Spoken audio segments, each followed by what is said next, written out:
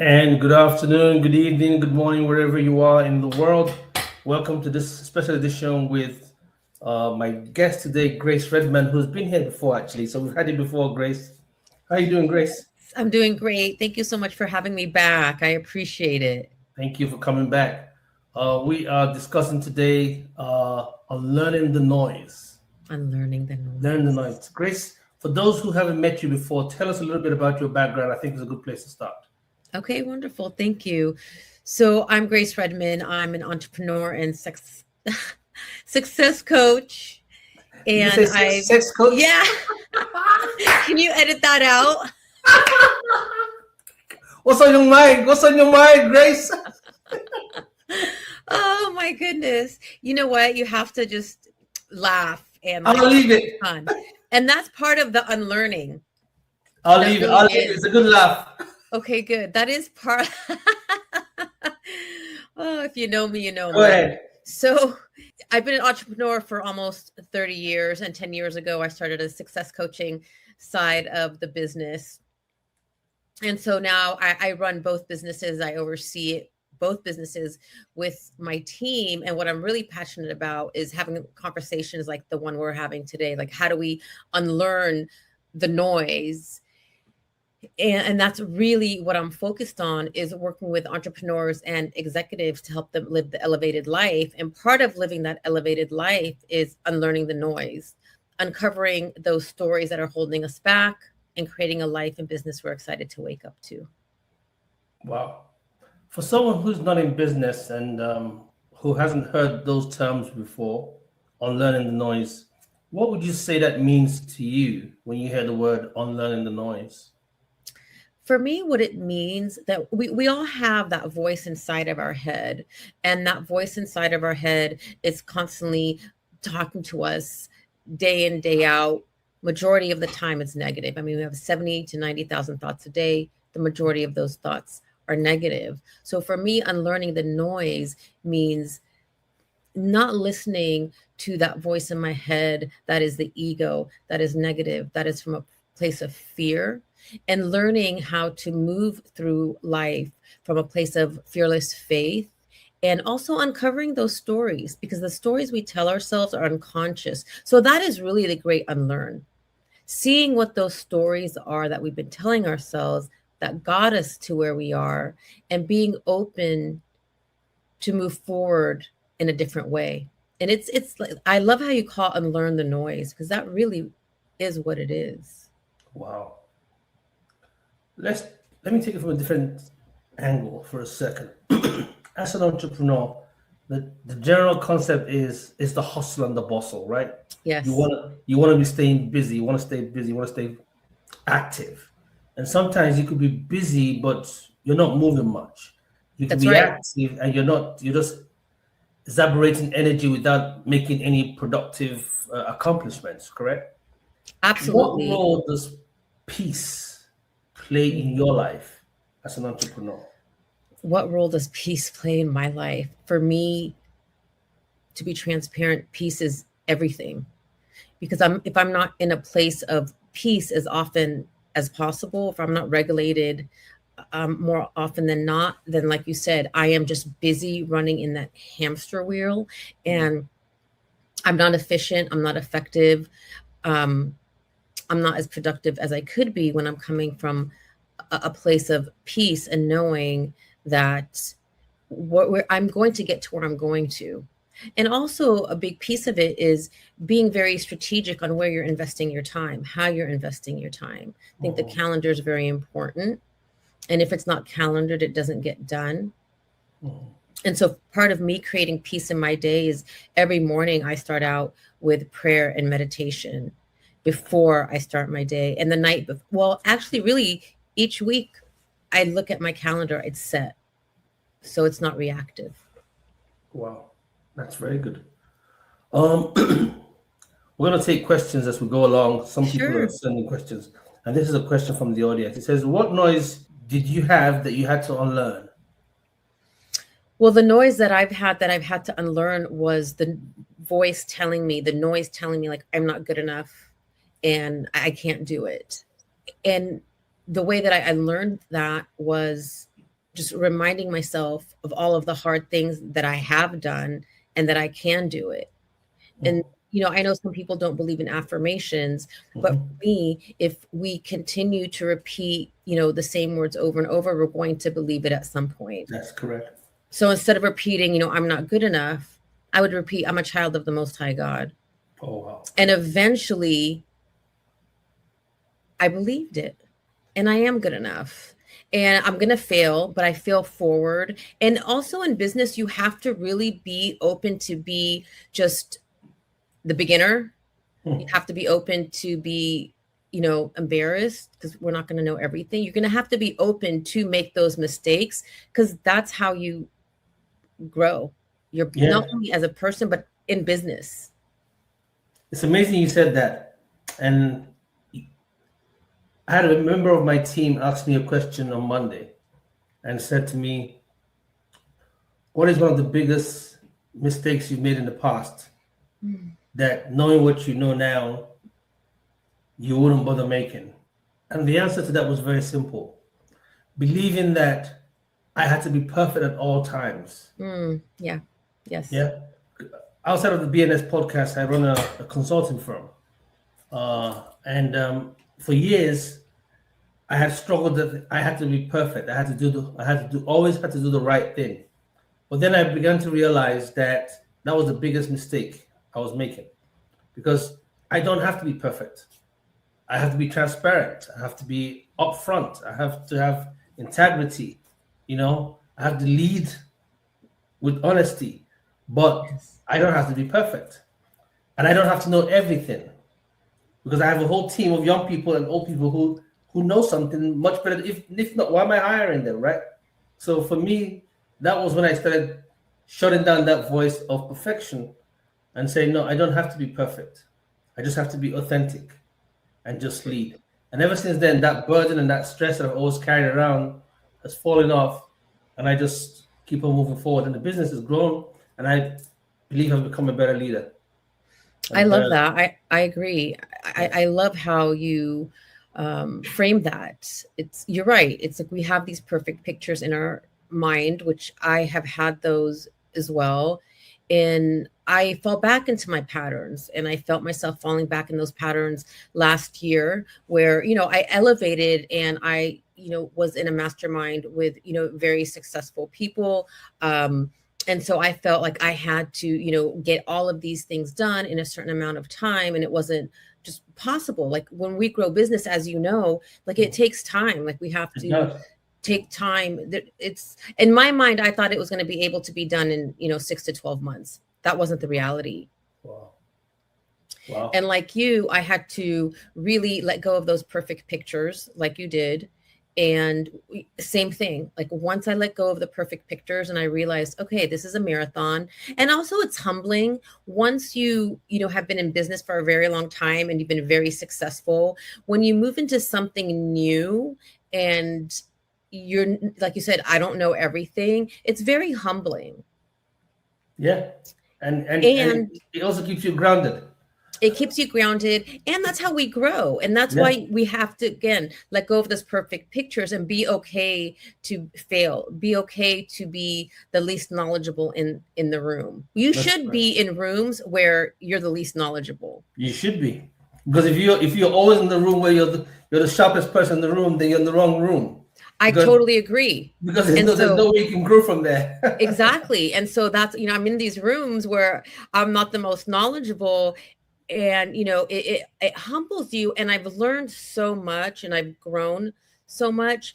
But I want to go back to what you said, right? Maybe we might not be the most knowledgeable in the room. However, your integrity is going to be with you every step of the way. Like you shared earlier, your authenticity, your integrity. And that's what matters the most. Wow. Thank you so much for that, Grace. Next question. You've faced a lot of economic downturns in your journey so far, especially in business. Yes. What inner discipline helped you stand strong in spite of everything you went through? I mean, if I can share this, I've been through many economic crises, and also faced the last 2 years where just industries have shifted and we've been affected. Right. I thought I had seen the worst in 2009. However, it felt more challenging the last 2 years. I'm grateful that, we've been, around for almost 30 years. Doesn't mean that you don't get affected. Really, I'm going to be transparent. What worked for me was that fearless faith. I had to surrender that fear to a power greater than myself and just really know that we're going to be okay always. Mm. Always. Always. And that's how I did it in 2009 when we were affected by, the housing crash, the stock market crash. And I noticed that this time it was much easier for me to move from that place of fear to faith, as opposed to 2009. It took me a little bit longer to move from, that fear into faith. And so why do you think it was easier this time? I believe that once, you have that awareness and you look back at your life and you see what you've come through, or you see the experiences and you say, you know what, I've been through that before. It gives you wisdom and tools if you choose. Some people may not be open to the tools, but it gives you that wisdom and you have the tools to know, like, okay, this is, we're in an ebb right now, and these are the things that, I choose to do to keep me moving forward. Because what's going to happen is when you make that choice during these challenging times to stay in the rooms, to plant the seeds, as you know, your business is going to scale and grow. Like, That's you're correct. riding the wave as opposed to waiting on the shore, waiting for the wave to calm down. That's correct. You're so right. Wow. So for all those in business, I hope you got that tip. Just keep on moving on, like Grace Redmond just said. Yeah, Don't keep give on up. moving on. I mean, you also have to take the time to acknowledge, like, okay, we are in a storm. There's nothing wrong with that. It's just not allowing the storm to drown you. Yeah, yeah. Go through the storm, but don't let the storm go through you. Oh, yeah, I love that. Yep, that's a good one. Okay, so you went through the storm, you bounced back on the other end. How's life treating you now? I feel so blessed and grateful. It's so funny because I spoke to a friend yesterday and she said, how's it going? I said, you know what? I feel amazing and I'm so grateful. I feel the way I did prior to, and if I could use this word, prior to the pandemic, where Yeah. you like felt carefree. And although there is so much chaos going on in the world, I mean, I'm definitely aware. But part of me being that light in the world is doing the work on myself. Mm. And that way I could be better prepared to be the light for others, to be the support, to be like you're probably the person everyone comes to in your community when they need support. Right, right. So if I'm not taking care of myself, and staying away from the distractions, I'm not going to be able to be my best to support myself, my family, and my community during chaotic times. Wow. This is very interesting. I'm learning a lot listening to you, actually. What? I learned a lot listening from you. I'm learning a lot listening to you, Grace. As a successful coach, right? When your clients come to you and have these issues, what is the very first thing you tell them as a coach? The first thing that we do together is just really sit down and get a gauge for their stress level. That's really the first thing, because if our nervous system is not regulated and we don't know how to manage our stress, the rest of the work we do together, it is not going to benefit them. So that's the first thing we start. It's like just understanding, where is your stress coming from? How often you're feeling stressed. Then we get to the stories. Like, what are the stories you're telling yourself? Because when we get stressed, there has to be a thought that creates that stress. Stress, yeah. Exactly. And so that's where we start is, okay, the stress, what are the thoughts that are coming up? And then as we start doing that work, we start uncovering the unconscious stories that are keeping them in that stress. Wow. And then from there, we begin to build and create what we call the elevated life. And the elevated life is creating the life and business that you're excited to wake up to. And not everybody's excited in the morning to wake up to do whatever they do. No. And we should be. And again, I'm aware of the challenges that are happening in the world. And it's really much deeper, because when you are, elevated and you're living your life based on those principles, you become that pebble to make it a better world, to be a voice for those who may not have a voice. Wow. Whew. Okay, that's interesting. We're going to take a short break, and then when we come back, I'm going to take this conversation to a different angle. I don't know if my team told you or not, but you'll be all right. Let's take a break, and we'll come back with Grace Friedman on the BNS podcast. Thank you.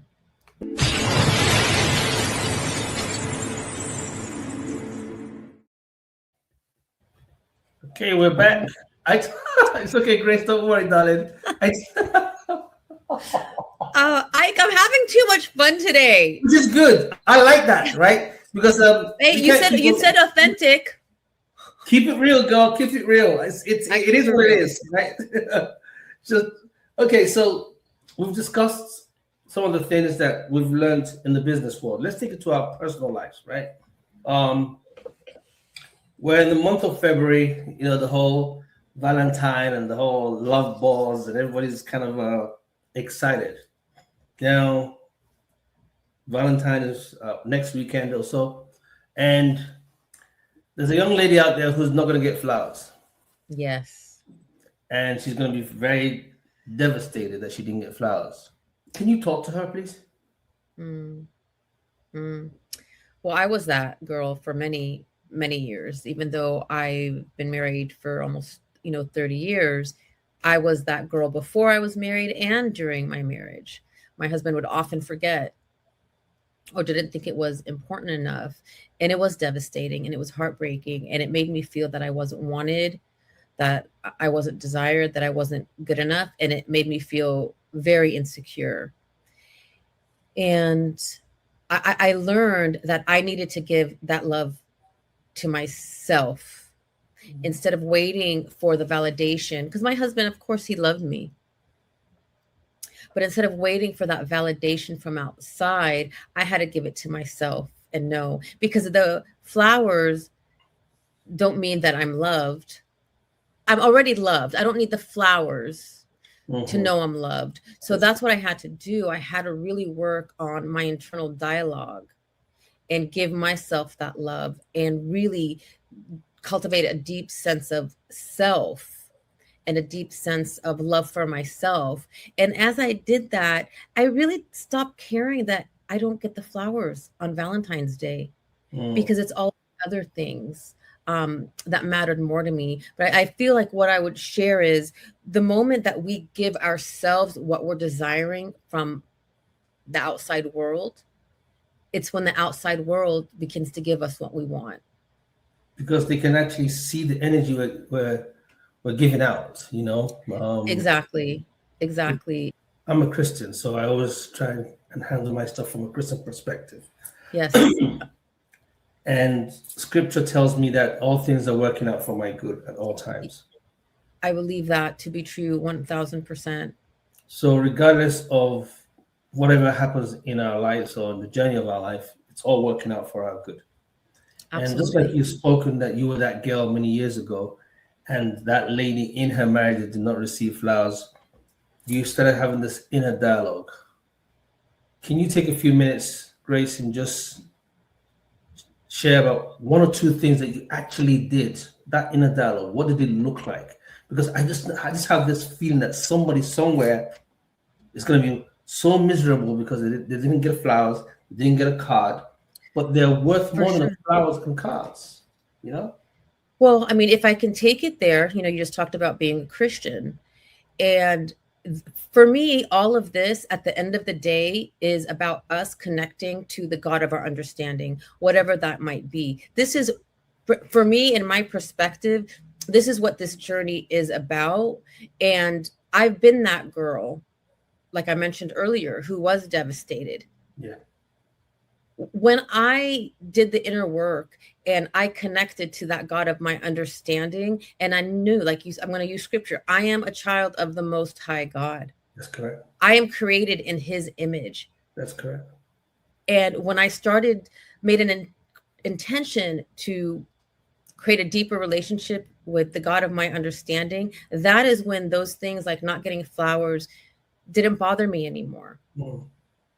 And not only that, is when I connected to the God of my understanding and to the love within myself, the love that pours into my life on a daily basis from my community and my family, my cup is always full. My Yeah, cup runneth over. there you go. There you go. There you go. And so the flowers don't really become a big issue anymore. I mean, they're nice to receive, but Sure. they're no more a big issue, you know? You don't sweat over the fact that you've not received flowers or no one called you on that day. You can take yourself out. I started taking myself out. Oh, totally. I'll go out Yes, on a date with me. yes, 100%. And I remember years ago when I was still going through, challenges in my marriage, and I've shared this publicly. My husband was an alcoholic. I'm very grateful to God that he's been in recovery for 3.5 years. But, during those times, like I had to turn to God to help me. And it wasn't easy because you always are, we're looking for validation. But once you find it within yourself and once you give it, I feel it comes back. What we give comes back, but it also has to be from a place of love and intention, as opposed to, well, I'm going to be nice to you because you're going to give me this. Okay, yeah. That sounds like manipulation at that point in time. Totally. Right? Yeah. But we don't mean it. Yeah. We don't mean it. Yeah. I have a friend that's going through some kind of rough patch in their marriage, and they were saying that their spouse is very transactional in all their dealings. And my question was very simple: where did it come from? Right? People don't just wake up one morning and become transactional. This is something that has always been there. It could be how they were raised. It could be how they grew up. It could be what they saw at a very young age. So there's always something going on that makes people feel and start reacting that way.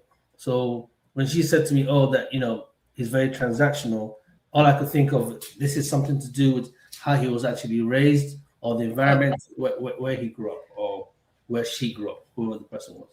100%. And so when I'm working with my clients, one of the principles that we talk about is the most empowered person in the room doesn't take anything personally. And what that means is when you are interacting with other people and you start to take it personal, you step back and get curious, because the person that you're interacting with is responding from the map of their reality, like you said, based on their childhood, based on the experiences they had. So 99.9% of the time, it's not about us, it's about them, and the experiences they've had. So then they're getting triggered. And so that curiosity also helps you not take things personally and be upset that you didn't receive the flowers. Wow. And that's something someone can actually take out time to unlearn, correct? For sure. I mean, that's the biggest piece that I work with my clients on, is just understanding, stepping back, getting curious, and understanding where can this person be coming from. And then you communicate, you communicate and respond to them as opposed to react. Wow. Let's go back to business as we wrap up the show. Someone just sent in a question. They said, how would you advise the next generation of entrepreneurs to unlearn the noise that comes in business? Well, there's so many noise. There's so much noise that comes with business. And what I would recommend is, there's so much information out there. We have information overload. And what I would recommend is, you can be successful in any business you choose by believing in yourself, and also, focusing on a few building blocks at a time. I think where us entrepreneurs can really fail is, like, there's 20 different marketing funnels. I'm going to try all 20 of them. That's not sustainable. And so once you make a choice, like focus on, one building block at a time, one or two building blocks at a time, give it time to work, because we're chasing all the shiny pieces Yeah, at the same time. at the same time. So you get to create your business the way that it works for you, and believing in yourself. And you have to plant the seeds. You have to be committed and consistent and disciplined. It's not an overnight success. And we did talk about hustle and grind and how it's not sustainable. And we can redefine the hustle and grind, because we are going to have to hustle and grind, and we also need to integrate, the rest and fun. How do we redefine the hustle and grind, Grace? Because we do. I mean, there has to be commitment, consistency, discipline. There are going to be some days you are working 10 to 12 hours. I think redefining it means, for me, and I could probably get pushback on this, if you're on the pedal 24/7, 7 days a week for months and years, you're going to sacrifice A lot. a lot, that once you step back and look at it, it may not be worth it. What about integrating? Mm, mm. Okay, so maybe you're in the hustle and grind, for, I don't know, I'm just making this up, for, Yeah, go 10 hours of the day. You give an hour to your getting your movement of your body in. You give an hour to your partner or family, because that way you're building at all of these, at the same time, and it all compounds. Mm. Instead of just focusing on this pillar, and then everything else crashes, and then you crash and burn, and then you have to look back to repair all of the relationships, your health, Yeah, you know, yeah. your I mindset. I completely get you on this one. That's very important. I It's think not it's worth it. to find that balance. That balance. That. And so we talked about this yesterday. And is there balance? Can we integrate? Because are we ever really balanced? It's always like this, right? Yes. Yeah. But you see, is it better to be like this than to be like this, right? Yes, So you might not be at even at all the time. totally. You could be like that, which makes a little bit of sense, and everyone knows that, okay, mom and dad is making a sacrifice at this time to not to be at all our games because she's pushing this big thing that will help take us up and pay for college. Totally. But there's a difference between that and Totally. this. I You agree understand? with you. Yeah. So I yeah. agree with you. Like, I'm in a season right now where I'm working more than I'm, socializing and having fun. Right. Okay. But I make sure to have, That's a season. it's a season. Like, I'm having fun with you right now. We have the Super Bowl here this weekend, so we have some Super Bowl events that will be fun. And it's okay, because I still make sure that I get my workouts in and I eat healthy. But I am in a season where I am more focused on the business, and I'm okay with that, because I know, like you said, this season will bring me a harvest and Yes. systems where I'll be able to have a Relax little bit more space to later on. play. Exactly, to play later on. Wow. Okay, well, I know we ran out of time, and my team has given me the indication that we have to start wrapping up, which is fine. Oh, thank you. That's fine. That's fine. I have two more things I want to do with you. One is there's something we call a drop-off question, right? Okay.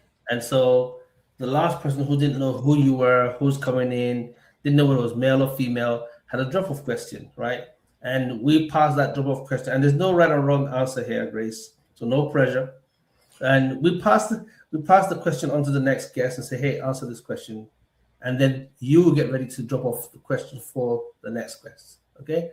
So our last guest says, if you can go back in time to change anything that you have regret for, what would it be? You know what? I thought about that question the other day on my walk. Okay. I said, what have I regretted? Hmm.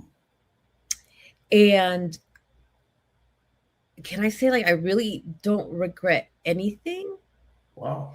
Because even those situations that I was really upset with and I wished never happened, ultimately they were my greatest teachers, and they pushed me outside of my comfort zone, which I may not have done had those decisions not made, or had I not, been in that situation. Wow, that's very deep. And it's, yeah, so I really don't have any regrets. I think something about me is I love too hard and I stay in situations too long.